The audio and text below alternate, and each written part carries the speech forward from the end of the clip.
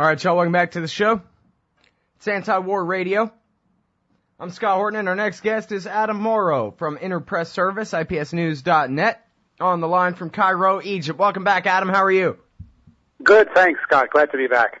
I'm very happy to have you here, and I hate this article that you wrote. You're bumming me out, man. Doubts shadow Egyptian election. Which election is that, and what doubts?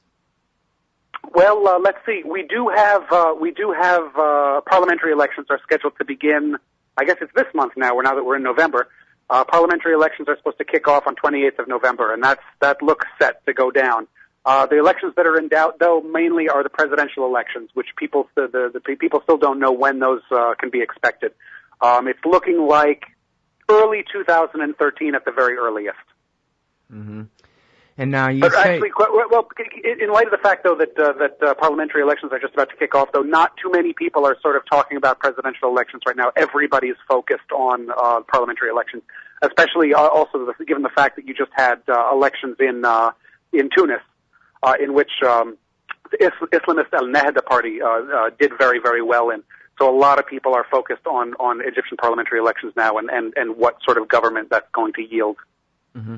And now, as far as the plan for the elections, I guess, has the military put forward on paper this is how it's going to work? And then how is it going to work? You know, here in America, we're all divided by states and by precincts and districts and all these different things. I just wonder, is it a big general election, or how exactly is the form of the Same sort of thing here in terms of electoral districts. Egypt is broken into, I don't know how many electoral districts, but a lot of them.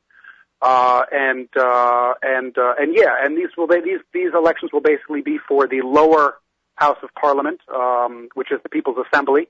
I think there are roughly 500 seats now after the revolution. The number has sort of changed, but there are about 500 seats to the lower assembly. That's the People's Assembly. And then you will have elections for the upper house or the consultative house or the Shura Council, which I believe those are going to be held sometime in January, I think late January. The parliamentary elections that are coming up later this month, though, will be held in 3 rounds, I think, and will probably take between 2 or 3 weeks, something like that. If you recall, in late 2010, before the revolution, Egypt had its last parliamentary elections, and those were completely swept by Mubarak's ruling National Democratic Party. It was a bit of a joke because, I don't know if you recall, in 2005, the time before that, you actually had the Muslim Brotherhood winning 1/5 of the seats in the assembly, which was a huge precedent. It was unprecedented that the opposition had such a large bloc in parliament. And then 5 years later, in 2010, they had another election, and the ruling party just didn't allow any dissent whatsoever. I mean, they were well known to have been completely rigged.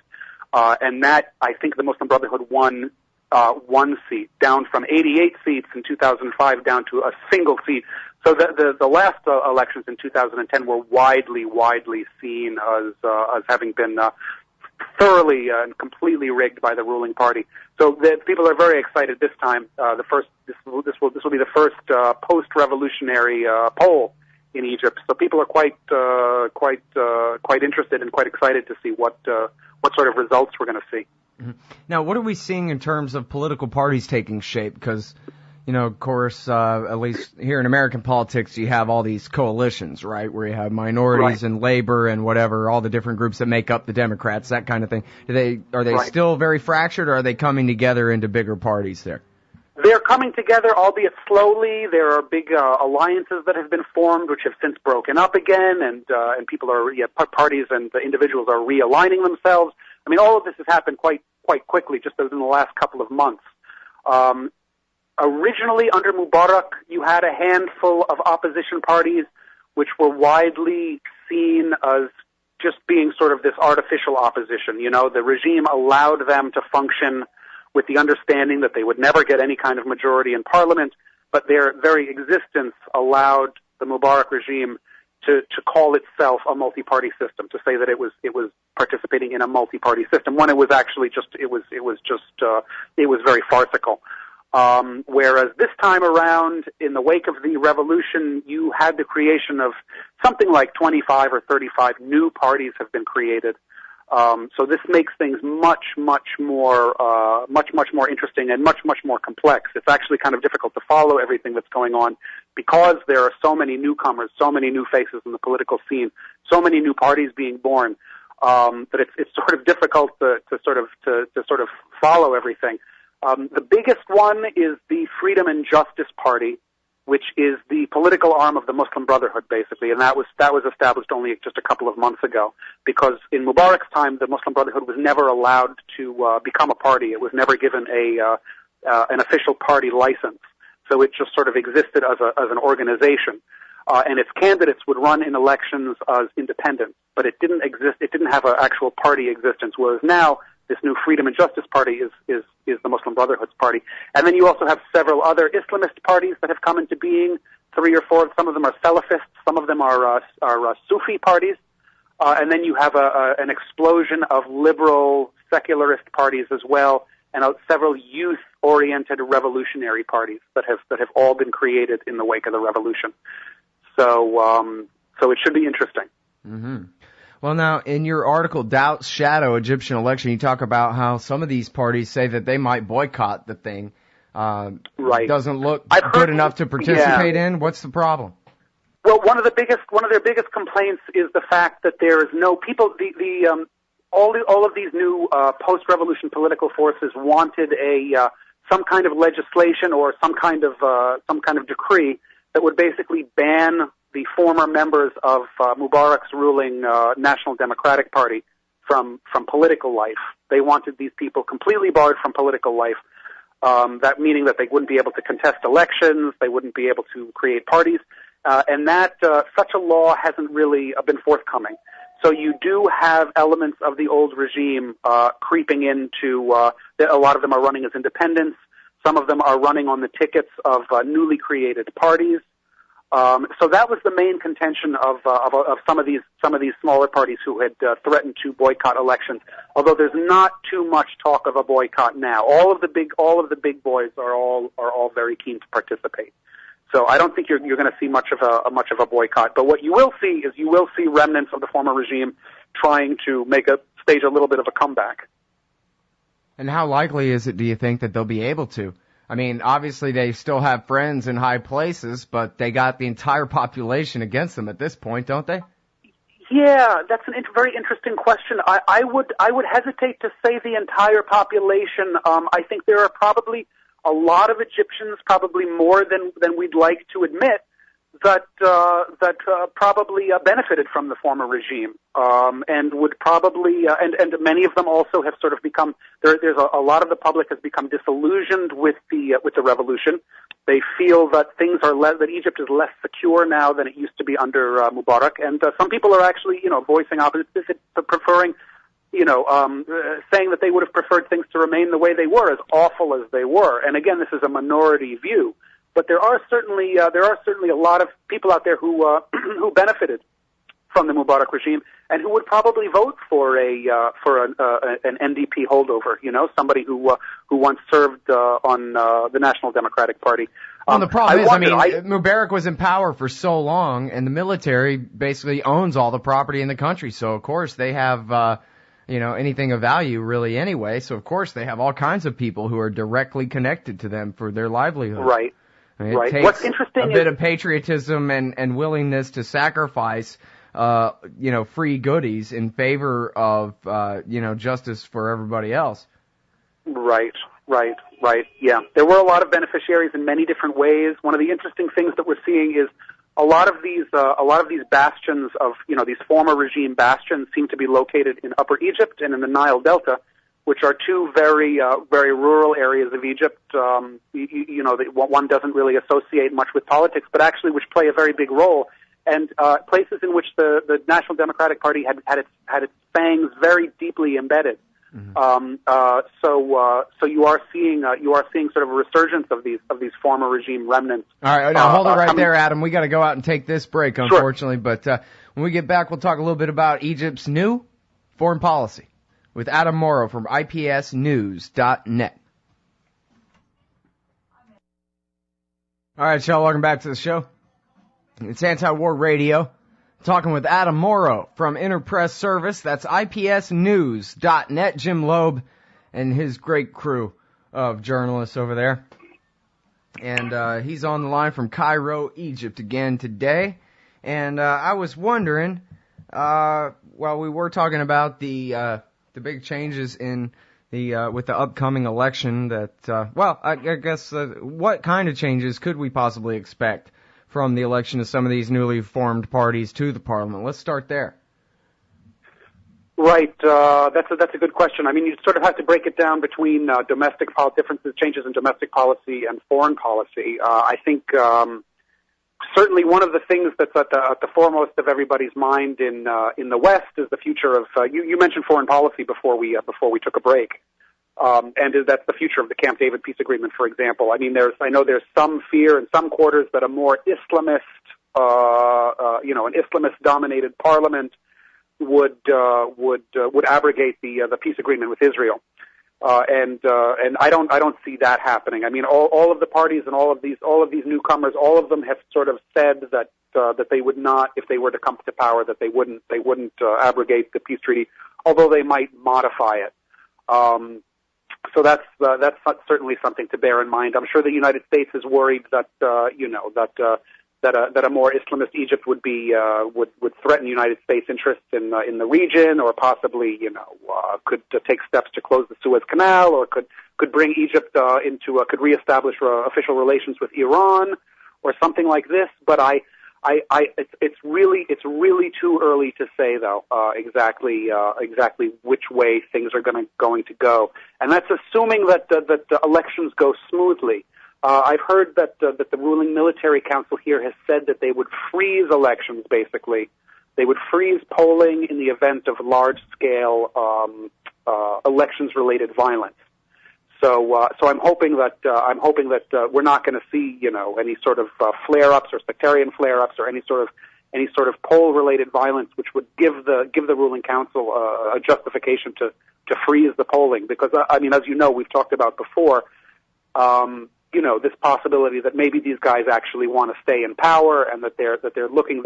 A lot of these things are basically delaying tactics in order to prevent Egypt or the Egyptian people from choosing its own rulers. So I don't know. It's very hard to say. Yeah, well, indeed, and it seems to me like even if you had the Muslim Brotherhood won in some, giant sweep or something, they don't want a war with Israel. They don't want to do anything. They might lift the siege on their border, but they're not going to, go back to the way it was in the mid-'70s or whatever. Right. And in fact, they're very, I know they're taking a lot of steps to sort of reassure both of their critics in Egypt as well as their detractors abroad. That they're not looking to sort of take over the country and immediately change policy. For example, they're not running a presidential candidate. They've already said that we're not going to run a presidential candidate, just to sort of calm fears that, they'll choose from one of the many presidential candidates that runs. Hey, whatever happened to Mohamed Baradei? Seemed like there were some internationalist types that liked him. Did any Egyptians like him? Yeah, he had a real popularity problem in terms of rank and file, the rank and file Egyptian public here. He did appeal to the more sort of international set, as you said, but he definitely was not really didn't really get the welcome that I think a lot of his supporters had hoped for amongst the Egyptian public, who saw him very much as this sort of foreign interloper in a sense. In the sense that he'd been living abroad for several years. I think he's a dual national. So his thing never really took off. He's still active in the political scene. His name comes up regularly. I know he makes statements about the political process and about the coming elections. I don't really know what his position is. He's sort of dropped off the radar in the last couple of months, as other more viable individuals and parties have come to the fore. Mm-hmm. So I always liked his tell the truth about Iran's nuclear program type policy, but I don't really know anything else about him. Yeah, no, this is the thing. I know the role that he played while he was director of the International Atomic Energy Agency was less than sterling in terms of Iraqi so-called Iraqi WMD.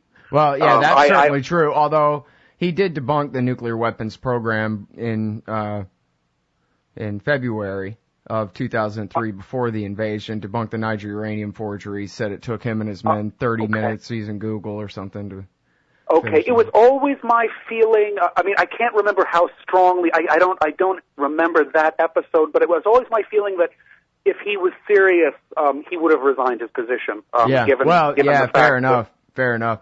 My only thing, I liked him because it was, just because Bush and them tried so hard to get rid of him over and over again, and he continued to verify the non-diversion of declared nuclear material in Iran to any military or other special purpose, which is everything, which is the only point. And that just frustrated the hell out of the Americans in the Bush years who wanted to go to war with Iran, and he kept taking away their casus belli in a way that made them really angry. But so that doesn't mean the enemy of my enemy is my friend necessarily. Certainly it doesn't mean he's the friend of the people of Egypt necessarily. Right. I wonder whatever happened to Hans Blix. I don't know if I'm sure you remember him. He was very much in the center of the storm around very much the same issue, and he's another figure that I just haven't heard another word of in the last 5 years. Yeah, well, and, he wasn't even as good as Baradei as far as debunking things. He gave way too much credence to what was obviously a snipe hunt over there in Iraq before the war. No doubt about it. Okay. I don't remember Baradei being as dead set against the debunking the Well, I guess he had less to debunk. Baradei, all he had to debunk was the nuclear weapons program, which he just said, I don't see any evidence of it anywhere. Whereas Hans Blix had to answer a lot more questions, and anywhere that there was a hole where he couldn't provide 100% answer, then that meant there must be a warehouse full of sarin gas there or whatever, according to the Americans. So we all know how that went. Right. Anything less than 100% is guilty. Well, speaking of these these sort of fabricated justifications to attack other countries, I remember the last time we spoke. What was it, about 2 weeks ago? I haven't really had time to look into. I haven't followed the story only because it seems so ridiculous. Were the American accusations of the Iranian plot to kill the Saudi ambassador to the U.S. I mean, I looked into it a little bit, and it turns out the guy's a used car salesman. So the alleged assassin is a used car salesman. So I sort of stopped following that story. Right. Yeah. Well, we had Ray McGovern, Ray Close, Phil Giraldi, Robert Baer, Flint Leverett, and I'm forgetting one more, but there were 6 former CIA guys who came out in the first week saying, I don't buy this at all. Right. Oh, and Scheuer. Right. Scheuer was the 6th. So. Was any evidence ever produced? Well, no, just the indictment. And the indictment, if you go through it, and, Gareth Porter, your colleague at Interpress Service, of course, is the best on earth at everything. And what he did was he went through there and he said, yeah, well, it's pretty clear here that none of this became a terrorism plot or a kidnapping the Saudi ambassador plot until after the undercover informant was involved. Before that, we don't know exactly what it was. But it looks more like maybe they were making a drug deal, they were doing something, and then once the government got a hold of it, they decided they would make it a terrorism story like they always do, Right. So, yeah. But yeah, it was only in America that the reports came across that this was believable at all. I mean, all of the European papers, at least all the British papers that I read, all had claims in the headline, rather than says with importance and credibility. So it was only Americans that fell for that one, I think. And you know how it works, though. All the lies make the headlines, and the fact that 6 former CIA guys came out in the first week laughing and saying that they don't believe it for a second, that never makes the headline, except here on anti-war radio. Right, and when it later comes out that the people involved were completely innocent, or that the claims were fabricated, or that have no basis in truth, that information will end up on page 17 of the newspaper. Right. And they really did have some stories like that where, like, geez, pretty much every Iran expert that we called doesn't believe it. There were a few stories like that, but they certainly don't get the prominence on the top of the hour radio news and on CNN on the half hour, that kind of thing. And that's where it really counts. Right.